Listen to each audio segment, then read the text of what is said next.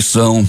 Rio Negro é contaminado com 30 toneladas de camada asfáltica que vazaram de caminhão-tanque no bairro de São Raimundo. 10 bairros da Zona Leste ficarão sem água por conta de ativação de novo reservatório. Bancos são proibidos de oferecer consignado a recém-aposentados por 6 meses. Governo vai acabar com a indústria da multa. Bolsonaro decide cancelar novos radares em rodovias federais. Palestina condena a abertura de escritório brasileiro em Jerusalém e chama de volta embaixador. Europeus se esqueceram de quando eram migrantes, lamenta Papa Francisco. Ônibus pega fogo e deixa 16 mortos em Lima. Prêmio encomendado por R$3.000. 3 homens que assassinaram 5 pessoas na mesma família em Beruri são presos em Manacapuru. Homem com deficiência mental morre carbonizado durante incêndio no bairro do Alvorada. Em acerto de contas, mulher é executada com 3 tiros no mutirão. Balada do terror. Madrugada de pânico. Tiroteio do Almirante deixa um morto. É o Jornal da Manhã que está começando. Previsão do tempo. O Centro de Previsão de Tempo e Estudos Climáticos do Instituto Nacional de Pesquisas Espaciais diz que o dia terá muitas nuvens com curtas aberturas e pancadas de chuva localizadas que poderão ser fortes e vir acompanhadas de trovoadas a qualquer hora do dia. O Climatempo diz que é de 80% a probabilidade de chover e 33 milímetros. Enquanto o CPTEC INPE fala que a temperatura máxima será de 34 graus, o Climatempo diz que não passa dos 30 graus Celsius. 25 graus no momento aqui no sítio histórico da cidade com 84% de umidade no ar.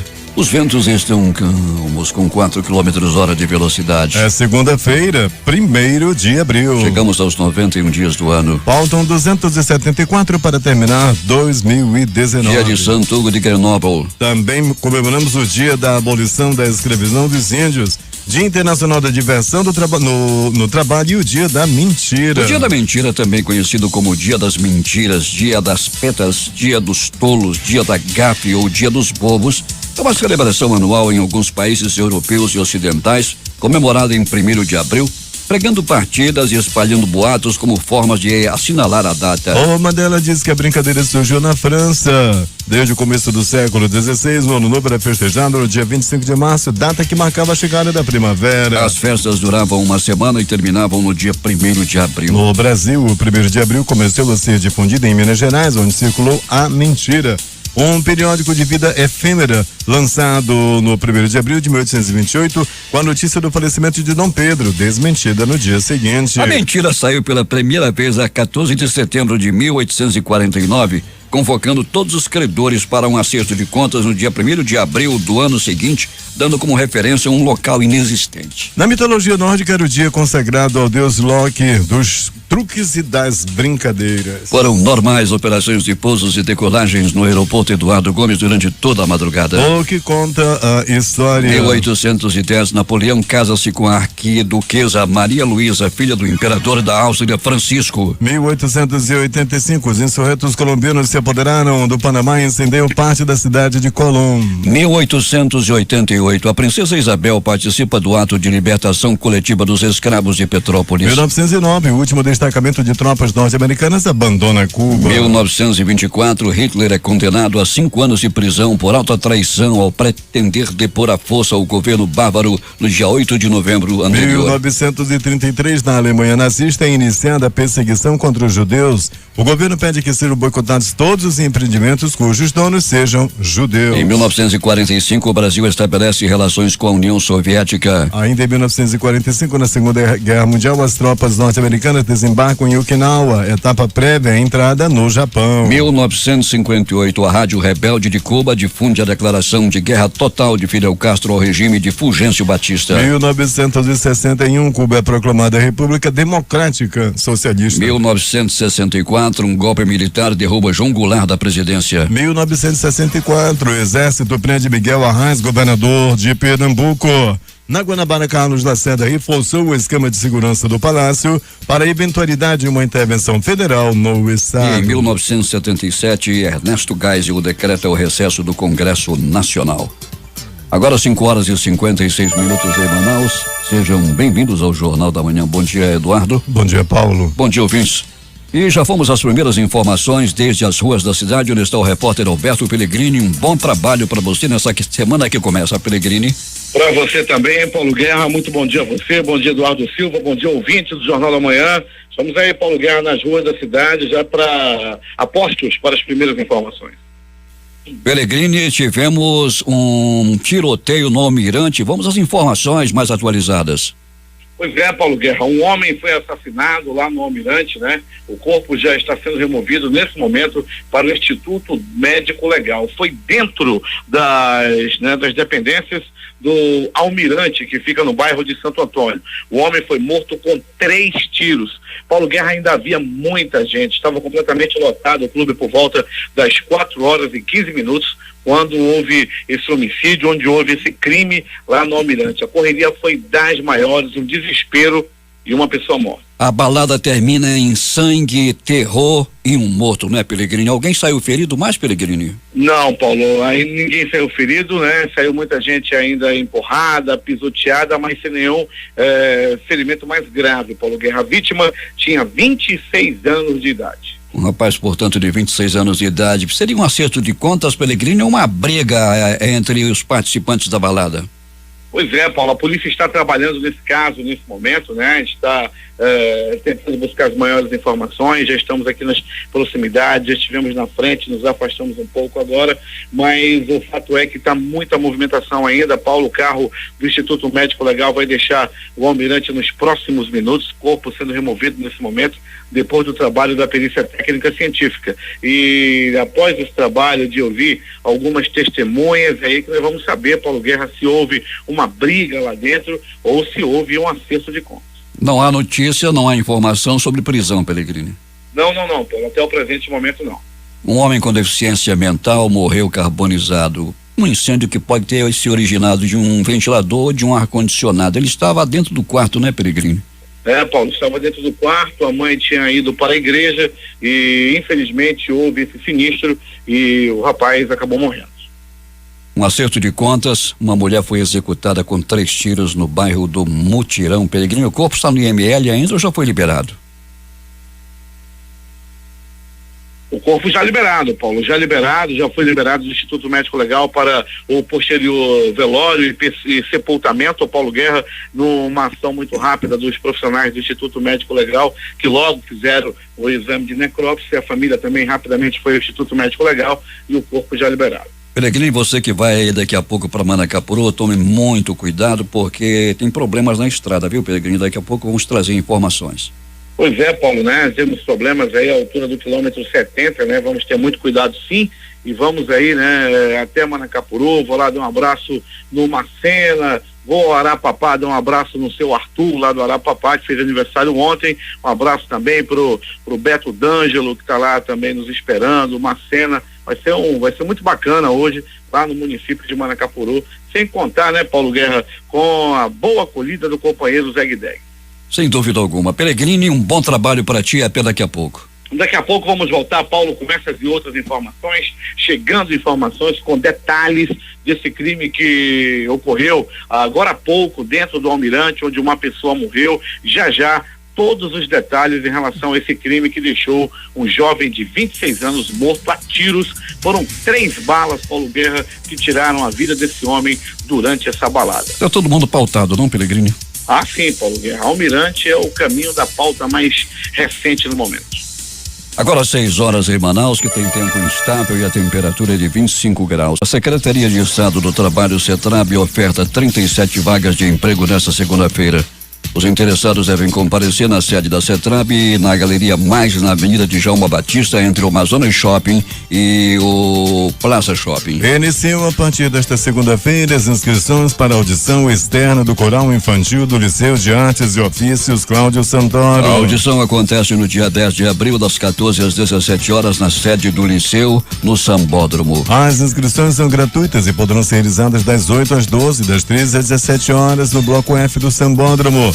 O candidato deve ter entre 7 e 12 anos. A Fundação de Vigilância em Saúde do Amazonas divulgou o edital para o Programa de Iniciação Científica, edição 2019-2020, com disponibilidade de 9 bolsas para universitários. As inscrições podem ser realizadas no período que vai de hoje até o dia 30 de abril. Para a coordenadora do PAIC FPS, Leila Ferreira, nesta edição as bolsas serão destinadas aos alunos de graduação interessados em pesquisa na área de vigilância em saúde. A Escola de Contas Públicas do Tribunal de Contas do Amazonas, TCAM, abre inscrições para o curso de prestação de contas mensal, com 4 turmas de hoje até o dia 4, das 9 às 12 horas, no Laboratório de Informática da SCP. Ao todo serão ofertadas 136 vagas nos 4 dias. O curso será voltado ao público em geral, mas principalmente aos servidores que já desempenham atividades de órgão jurisdicionado do TCAM, que ainda não tem manuseio com o sistema e-contas. Mais de 64.800 pessoas realizaram a prova do concurso do Instituto de Desenvolvimento Agropecuário e Florestal Sustentável do Estado para os cargos de níveis superior e médio neste domingo. Nesta segunda-feira, dia 1º, os gabaritos preliminares e os cadernos de questões serão divulgados no site da empresa que realiza o certame, o Instituto Brasileiro de Formação e Capacitação, o IBFC, no www.ibfc.org.br e no site do IDAM, no www.idam.am.gov.br. No próximo domingo realizam a prova do concurso os mais de 52 mil inscritos para os cargos de nível fundamental. De acordo com o IBFC, a prova ocorreu dentro da normalidade e do total de 92.113 candidatos convocados para a realização das provas neste domingo, 27.257 candidatos foram ausentes e 31 foram eliminados durante a aplicação da prova por desrespeito às regras do edital, sendo 3 eliminados no período da manhã e 28 no período da tarde. Na próxima quarta-feira, o Tribunal Regional do Trabalho da 11ª Região, juntamente com o Ministério Público do Trabalho, Tribunal de Justiça do Amazonas e demais parceiros, realizará ato público de lançamento do movimento Abril Verde. O local escolhido para o ato foi o Teatro Amazonas, um dos mais importantes teatros do Brasil e o principal cartão postal da cidade de Manaus. Previsto para iniciar às 18 horas, o ato público do dia 3 será a primeira de várias ações previstas para acontecer ao longo do mês de abril, voltada para a conscientização e para a prevenção de acidentes e doenças no ambiente de trabalho. Ao final do ato público, o Teatro Amazonas será iluminado de verde, permanecendo assim ao longo de todo o mês. Para comemorar os 182 anos de sua criação, a Polícia Militar definiu o calendário de eventos para todo este mês de abril. O aniversário da corporação é celebrado no dia 21. A programação faz referência à memória de Joaquim José da Silva Xavier, o Tiradentes, patrono das polícias militares do Brasil. Nos dias 5, 6 e 7, no Shopping Via Norte, bairro do Monte das Oliveiras, na Zona Norte, ocorrerá a exposição de produtos e serviços da Polícia Militar do Amazonas, a Expomed. No dia 9 acontecerá a coleta de sangue em parceria com a Fundação Hospitalar de Hematologia e Hemoterapia do Amazonas, EMOA. As doações serão realizadas no pátio da área externa do Comando Geral da Polícia Militar, no bairro de Petrópolis,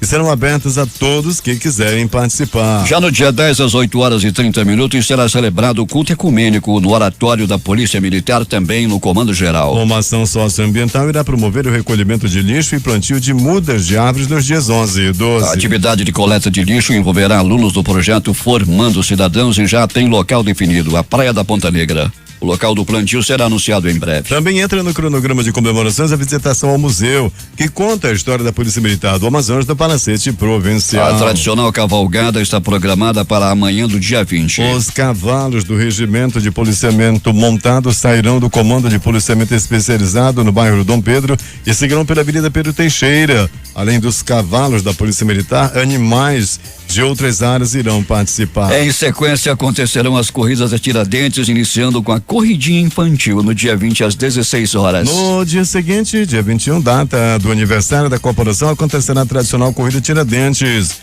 Em sua 36ª edição, o evento terá os percursos de 5 e 10 quilômetros com início às 7 horas. As duas corridas acontecem no complexo turístico da Ponta Negra. A Prefeitura de Manaus conseguiu vacinar contra a influenza em menos de 10 dias, quase 408 mil pessoas do público-alvo definido pelo Ministério da Saúde para receber essa imunização. Isso significa um total de 89,62% da meta, que é vacinar 90% dos grupos prioritários, o que significa 409.574 do total geral de 455.083 indivíduos. Só no sábado, quando foi realizado o dia B da campanha, mais de 62 mil pessoas foram aos postos receber a vacina. A Secretaria de Estado de Infraestrutura, CINFRA, informa que determinou o envio de uma equipe da Secretaria ao quilômetro 69 da M070, Manaus-Manacapuru, neste domingo, onde uma linha de bueiros rompeu e houve rebaixamento do pavimento de um dos lados da pista. A CINFRA determinou a empresa responsável pela obra de duplicação da M70 que fossem tomadas providências de imediato para evitar transtornos à população. Estão sendo tomadas as providências para que não tenhamos problema de interrupção de tráfego, informou o titular da CINFRA, Carlos Henrique Lima. A CINFRA informou também que está tomando providências para evitar transtornos lá na rodovia. O trecho do quilômetro 69 está sinalizado e está sendo monitorado por equipes da Defesa Civil do Amazonas. A linha de bueiros não suportou a força das águas ocasionada pelas chuvas que atingiram a região e houve o rebaixamento do trecho de um lado da rodovia.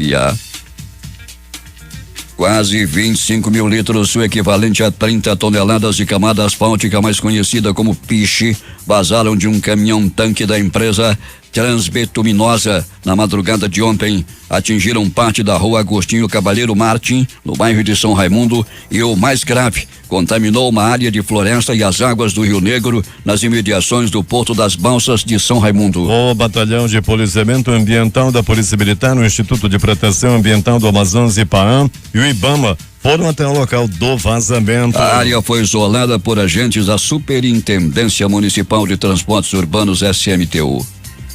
E atenção, 10 bairros da Zona Leste de Manaus ficarão sem abastecimento de água nesta semana. Segundo a Águas de Manaus, a medida será tomada para a interligação de um novo reservatório no bairro Jorge Teixeira, que beneficiará mais de 100 mil pessoas. Os ajustes começam a partir das 13 horas de amanhã, terça-feira, dia 2, e vão até às 2 horas e 30 minutos da manhã de quarta-feira, dia 3. O abastecimento de água tratada na região será normalizado a partir das 13 horas da quarta-feira. Os bairros abrangidos pela parada são Jorge Teixeira 1, 2 e 3 e 4, João Paulo 1 e 2, Brasileirinho, Santa Inês, Nova Vitória, Conjunto Viver Melhor 3, Cidade Alta, Bairro Novo, Prourbis, Humberto Carmo e Produtos e Manuel Meireles. O novo reservatório fica na Rua Alecrim, bairro Jorge Teixeira, ao lado do reservatório de 5 milhões de litros que já existe naquele bairro. Com quase 18 metros de altura, o novo reservatório do Jorge Teixeira terá capacidade de armazenar 7,5 milhões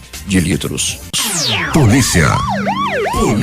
Os 3 homens presos por suspeita de matarem 5 pessoas de uma mesma família no município de Beruri, entre elas 3 crianças de 2, 4 e 11 anos, confessaram o crime à polícia. Eles disseram que receberam R$3.000 para cometer os homicídios. As 5 vítimas foram mortas com golpes de faca e marreta. O mandante do crime está sendo procurado e a motivação investigada. Presos na manhã de ontem no município de Manacapuru, os 3 disseram que o crime foi encomendado e que o combinado era matar os pais, o agricultor Lucivaldo de Oliveira Brasil, de 21 anos, e a mulher dele, Mônica Almeida Lima, de 20, e os 2 filhos do casal, Suelen de Lima Brasil, de 4 anos, e Alexandre de Lima Brasil, de 2 anos. O sobrinho de 11 anos, Marcos de Oliveira Santos, que também foi morto, não fazia parte do planejamento do crime. Os presos são os irmãos Marinelson Maciel dos Santos e Pedro Maciel dos Santos, 20 e 18 anos respectivamente. O sobrinho deles, Antônio Carlos Ferreira dos Santos, de 22 anos. Eles estavam passando em via pública na Feira da Liberdade, em Manacapuru, quando foram reconhecidos por mototaxistas que acionaram a polícia. Houve perseguição e um deles foi agredido pela população. Segundo o delegado Rodrigo Torres, titular da Delegacia Interativa de Manacapuru, a polícia já sabia que os 3 eram os suspeitos e que tinham fugido para a cidade de Manacapuru, já que estavam desde a noite do crime desaparecidos da comunidade onde moram. Moradores dessa comunidade afirmaram para a polícia que havia uma rixa entre eles e a família morta, o que deve ser investigado. A polícia, os presos disseram que o motivo do crime foi vingança, porque, segundo eles, o agricultor morto teria dado drogas a um sobrinho do mandante do crime, que acabou morrendo de overdose. As mortes teriam sido encomendadas recentemente e fazia parte do plano que as execuções acontecessem na noite do dia 28 de março, porque sabiam que todos os integrantes da família já estavam dormindo. Agora 6 horas e 17 minutos em Manaus. O balanço dos acontecimentos do final de semana e as mais recentes notícias da noite, madrugada e desse início de manhã. Alberto Pellegrini. Muito bem, Paulo Guerra e ouvintes do Jornal da Manhã. Paulo, vamos dando continuidade ao nosso noticiário policial, dizendo, Paulo Guerra, que a movimentação no pronto-socorro 28 de agosto, durante o final de semana, foi uma movimentação que não fugiu aos números do cotidiano, foi uma movimentação até tranquila, podemos classificar dessa forma. Já no pronto-socorro João Lúcio, no Gigante da Zona Leste da cidade, uma pessoa deu entrada vítima de agressão física. Esse homem foi agredido a murros, chutes, por socos, pontapés e alguns bofetes. As primeiras informações dão conta de que os dois homens brigavam por causa de confusão no trânsito. Um acabou fechando o outro, não chegaram nem a bater os carros, mas desceram e foram para a briga, e um deu entrada no pronto-socorro João Lúcio.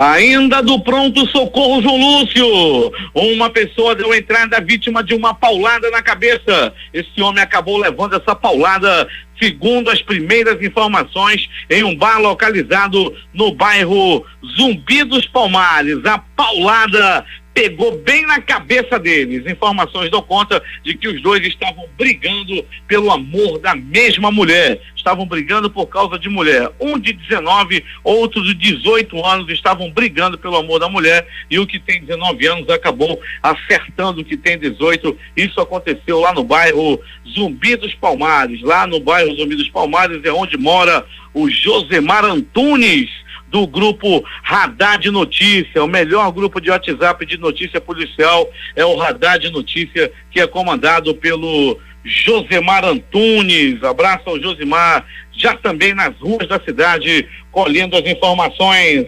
Mas Paulo Guerra e ouvintes do Jornal da Manhã, pronto socorro Platão Araújo, este localizado no coração da zona leste da cidade. Uma pessoa deu entrada vítima de atropelamento. O homem de 22 anos de idade foi atropelado por uma bicicleta que vinha descendo a Avenida Itaúba em velocidade devido à ladeira. Mas rapaz, o cara vinha naquela bicicleta cargueira. Aquilo atropelando alguém é pior do que uma moto com aquele monte de ferro na frente. E assim atropelou esse homem, que bateu a cabeça e foi levado às pressas ao pronto-socorro Platão Araújo, posteriormente para o pronto-socorro João Lúcio, onde passou por exames, passou por curativos e logo em seguida foi liberado. Ele que foi atropelado por uma bicicleta cargueira na Avenida Itaúba. Acidente de trânsito, Paulo Guerra e ouvintes do Jornal da Manhã, movimentaram o pronto-socorro 28 de agosto, pronto-socorro João Lúcio e Platão Araújo. De uma só vez, 5 pessoas ficaram feridas de um acidente ocorrido ontem na Avenida Torquato Tapajós. Um outro acidente aconteceu na Avenida das Flores, deixando 2 pessoas feridas.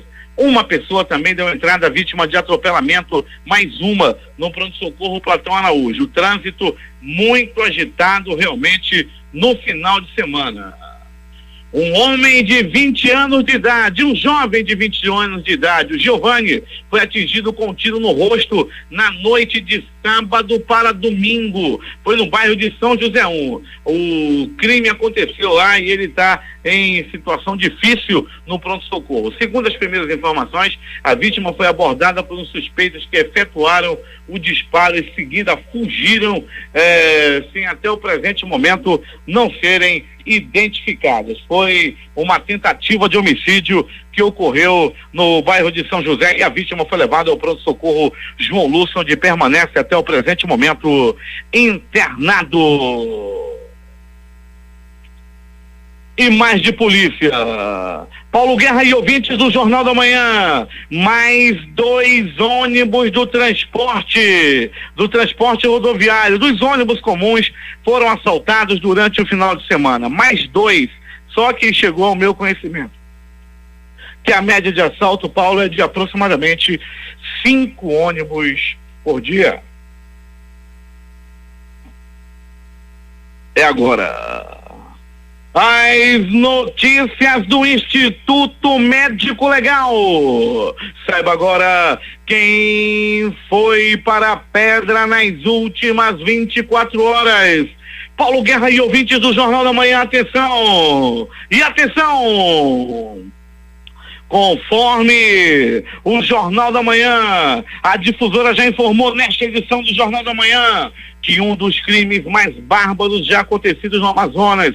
5 pessoas da mesma família foram assassinadas. Tudo aconteceu lá no município do Beruri. Lucivaldo de Oliveira, de 22 anos, a esposa dele, Mônica de Almeida Lima, de 20 anos, foram assassinadas com dezenas de facadas. Para completar a chacina, 3 crianças foram assassinadas.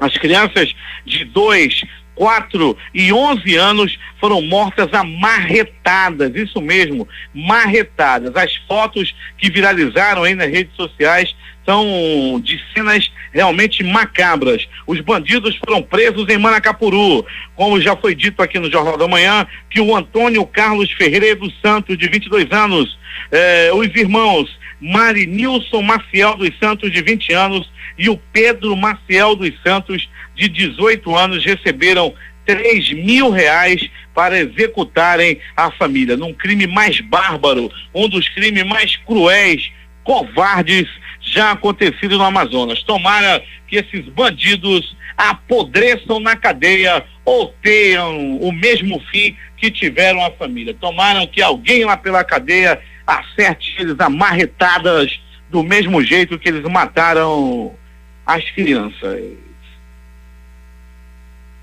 O maldito do ciúme foi o motivo do assassinato de uma jovem de 18 anos que foi barbaramente assassinada a facadas pela própria companheira. A assassina era a namorada da vítima, a conhecida Micaela Samara dos Bastos, de 25 anos de idade. Ela é a assassina que matou a jovem de 18 anos de idade. As duas tinham um relacionamento amoroso e a Micaela, Micão, que mais parecia um zagueiro, ela foi quem matou a jovem de apenas 18 anos de idade. A bandida foi, que a assassina, ciumenta, já está atrás das grades, e tomara que fique por lá o resto da vida. A Micão, a Micaela, a assassina que matou uma jovem de 18 anos, e diz ela que foi por causa do maldito do ciúme. Uma mulher de 32 anos de idade foi assassinada com 3 tiros. Tudo aconteceu no bairro do Mutirão. O complexo do Mutirão fica cada vez mais violento. O Novo Aleixo, o conjunto Amadeu Botelho, o conjunto Amazonino Mendes, o Mutirão, esses bairros aí fazem parte do complexo Mutirão. Quem mora no Amadeu Botelho mora no Mutirão, e o crime é relacionado com acerto de contas devido ao tráfico de drogas. Um cabeleireiro de 32 anos de idade foi assassinado dentro da casa onde morava no bairro Colônia Terra Nova. O corpo foi encontrado pela mãe da vítima. O corpo estava amarrado, estava estrangulado. O acusado ou os acusados até o presente momento não foram identificados. Morte no forró, desgraça no forró. Paulo Guerra e ouvintes do Jornal da Manhã, uma morte aconteceu na madrugada de hoje. Estava acontecendo a gravação de um DVD lá no Almirante. Aproximadamente 2.000 pessoas, segundo as informações, estavam na casa de show durante a madrugada. Era por volta de 4h20 quando 3 homens e uma mulher entraram pelo terreno ao lado do Almirante, pularam o muro, pularam a cerca e entraram na festa e procuravam pela vítima. Ao encontrarem, executaram o homem com 3 balaços, um na cabeça e 2 no peito. Houve muita correria, muita gente pisoteada, muito desespero no Almirante na madrugada de hoje, e a vítima acabou morrendo na hora, infelizmente. Não se sabe ainda o motivo pelo qual esse rapaz, que tinha 26 anos de idade, foi morto dentro dessa casa de show. As primeiras informações dão conta que o crime possa ter a ver com acerto de contas, mas ainda é preliminar dizer alguma coisa, já que a polícia está trabalhando no caso e deverá se pronunciar por volta de 11 horas da manhã na delegacia especializada em homicídios e sequestros. Foi mais um crime, um possível acerto de contas no Almirante. Muita correria, Paulo Guerra, repito, havia gravação, estava sendo realizada uma gravação de DVD. Agora há pouco, quando as equipes de televisão e rádio já chegavam no local, foram tratados com muita hostilidade. Também, Paulo Guerra, um cinegrafista de uma TV local foi agredido por familiares da vítima e teve o seu equipamento de trabalho quebrado lá na frente do Almirante. Um negócio muito complicado, muito violento, agora há pouco lá no Almirante. Mais um crime ocorrido ali naquela casa de show, que sempre é palco também de desgraça. É a balada da morte, é a balada da desgraça, é lá no Almirante. Quer dançar um forrozinho com a morte? Quer? Vai lá pro Almirante pra te ver como é que é a parada. O Instituto Médico Legal realizou nas últimas 24 horas 52 exames de corpo de delito. Paulo Guerra e ouvintes do Jornal da Manhã, o Erivelton, filho da dona Marilda, o irmão da saudosa Regina lá do Lago do Limão. Ontem, Paulo Guerra te mandou uma garrafa, rapaz, uma bela garrafa de açaí. A notícia ruim, Paulo Guerra, é que o açaí que eu trouxe para você azedou. Por isso eu não vou te entregar. É contigo, Paulo Guerra. Esportes. Com muita emoção, o Flamengo conquistou a Taça Rio neste domingo no Maracanã. Os rubro-negros arrancaram o empate por 1-1 com o Vasco nos acréscimos e levou melhor na disputa por pênaltis. Após um primeiro tempo com poucas chances de gol, o Vasco abriu o placar com Thiago Reis na etapa final. Já nos acréscimos, a Arrascaeta deixou tudo igual para o Flamengo. Nos pênaltis, os rubro-negros fizeram 3-1 e ficaram com o título do segundo turno do Campeonato Carioca. Com o resultado, o Vasco terá que disputar a semifinal do estadual contra o Bangu no próximo fim de semana. Já o Flamengo terá pela frente o Fluminense, que voltou. Tanto o Vasco quanto o Fluminense jogam pelo empate para avançarem para a final do estadual. A torcida do Vasco saiu na bronca do estádio lamentando o empate sofrido, lembrando que o Flamengo só ganha ou empata nos acréscimos. Tá manjada as arbitragens darem 5 ou mais minutos de acréscimo quando o placar é desfavorável ao Flamengo. A FERJ anunciou também ontem a data e os horários da fase semifinal do Carioca. No sábado, dia 6, Flamengo e Fluminense se enfrentam às 19 horas, hora de Brasília, 18 horas, hora Manaus, no Maracanã. No domingo, dia 7, às 16 horas, o Vasco encara o Bangu, também no Maracanã. Hoje jogou de ontem pelos campeonatos estaduais. Campeonato Paulista, Corinthians 2, Santos 1. No Campeonato Mineiro, América 2, Cruzeiro 3, com 3 gols de Fred, que é o artilheiro do campeonato. No Campeonato Gaúcho, Caxias 1, Internacional 2. São Luís 0, Grêmio também 0. Campeonato Paraense. Remo 2, Paragominas 0. Águia 0, Paysandu 2. Campeonato Amazonense. Iranduba 0, Nacional 2. Princesa dos Solimões 1, Fast Clube 0. Últimas notícias. O Banco Central divulga hoje o relatório Focus com estimativas do mercado para o PIB, inflação, juros e câmbio. Em fevereiro, os analistas reduziram a previsão do PIB de 2,50% para 2,48%. O Ministério da Economia divulga os números da balança comercial em março e no acumulado do ano. Em fevereiro, as exportações superaram as importações em 3,6 bilhões de dólares e a balança comercial teve saldo positivo de 22,5% maior que o de 2018 no mesmo período. O preço dos remédios vendidos no país pode aumentar até 4,33% a partir desta segunda-feira. O valor definido pela Câmara de Regulação do Mercado de Medicamentos ficou acima da inflação de 2018, que fechou o ano em 3,75%. De acordo com o Ministério da Saúde, o percentual é o teto permitido de reajuste. Cada empresa pode decidir se vai aplicar o índice total ou menor. As instituições financeiras terão que esperar 6 meses para começar a oferecer crédito consignado para novos aposentados do INSS, Instituto Nacional do Seguro Social. A mudança foi publicada no final do ano passado, mas só começou a valer ontem. Aposentados relatam que antes mesmo de saberem se terão aposentadoria concedida, recebem ligações de instituições financeiras oferecendo empréstimo consignado com desconto feito diretamente na folha de pagamento do INSS. Estudantes que querem fazer o Exame Nacional do Ensino Médio (ENEM) podem solicitar a partir de hoje a isenção da taxa de inscrição. Para não pagar a taxa, os candidatos devem atender os critérios de isenção. O pedido é feito pela página do participante na internet. A taxa do exame este ano é de R$85. Podem solicitar a isenção da taxa os estudantes que estão cursando a última série do ensino médio em 2019 em escola da rede pública, aqueles que cursaram todo o ensino médio em escola da rede pública ou como bolsista integral na rede privada, com renda por pessoa igual ou menor de um salário mínimo e meio, que em valores de 2019 equivale a R$1.497. São também isentos os participantes em situação de vulnerabilidade socioeconômica, ou seja, membro de família de baixa renda com número de identificação social NIS único e válido, com renda familiar por pessoa de até meio salário mínimo ou R$499, ou renda familiar mensal de até 3 salários mínimos de R$2.994. A hora em Manaus. 6h39.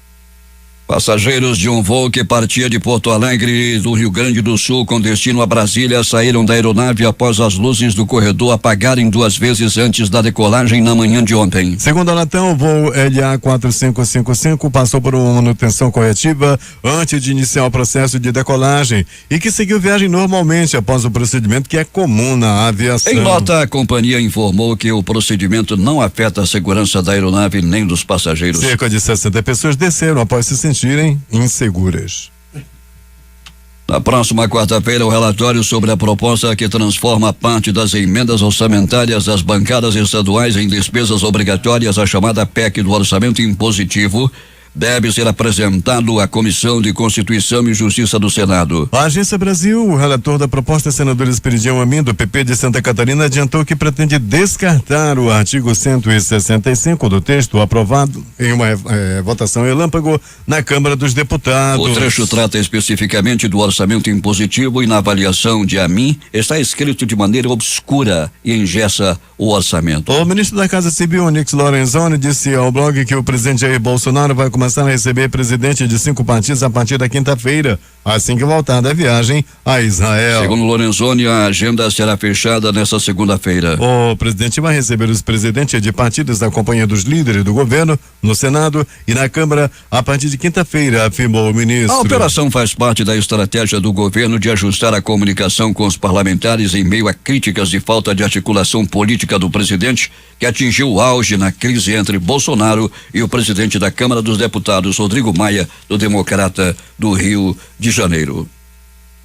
O presidente Jair Bolsonaro usou o Twitter para dizer que decidiu cancelar as instalações de radares eletrônicos em rodovias federais e que os contratos serão revisados para avaliar a real necessidade. Segundo Bolsonaro, a medida veio após a revelação do Ministério da Infraestrutura de que há pedidos prontos para mais de 8.000 novos radares. Sabemos que a grande maioria destes tem um único intuito de retorno financeiro ao Estado. De acordo com o presidente, ao renovar as concessões de trechos rodoviários, todos os contratos de radares serão revisados, verificando a real necessidade de sua existência para que não sobrem dúvidas do enriquecimento de poucos em detrimento da paz do motorista. O número de pessoas diagnosticadas com cólera em Beira, cidade de Moçambique, mais atingida pelo ciclone Idai, chegou a 517 ontem. Segundo o diretor de assistência médica do país africano, o CNIC, o total de casos quase dobrou em relação aos 217 anunciados no sábado.